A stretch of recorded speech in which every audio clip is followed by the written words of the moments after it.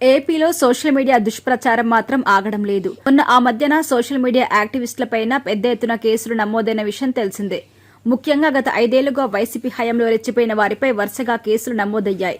అయినా సరే వైఎస్సార్ కాంగ్రెస్ పార్టీకి సంబంధించిన సోషల్ మీడియా హవా తగ్గడం లేదు. తాజాగా కుంభమేళాకు హాజరయ్యారు AP deputy CM Pawan Kalyan.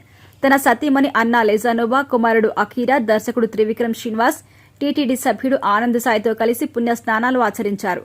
అనంతరం గంగాదేవికి ప్రత్యేక పూజలు కూడా చేశారు. అయితే పవన్ కళ్యాణ్ పుణ్య స్నానాలు ఆచరించే క్రమంలో ఆయన షర్ట్ తీసి కనిపించారు. దీంతో ఆయన ధరించిన జంధ్యంపై రకరకాల చర్చ కూడా నడుస్తోంది. అయితే ఇప్పుడు అనూహ్యంగా కొందరు సోషల్ మీడియాలో ఆయన బాడీ షేమింగ్ పై వివాదాస్పద కామెంట్లు పెడుతున్నారు. పవన్ పొట్టేంటి ఇలా అయిపోయిందని, రాజకీయాలకు వస్తే ఇలానే అని కాంట్రవర్సీగా పోస్టులు పెడుతూ ట్రోల్స్ చేస్తున్నారు. మరికొంతమంది పవన్ కళ్యాణ్ సంపూర్ణేష్ బాబుతో పోలుస్తూ పోస్టులు పెడుతున్నారు.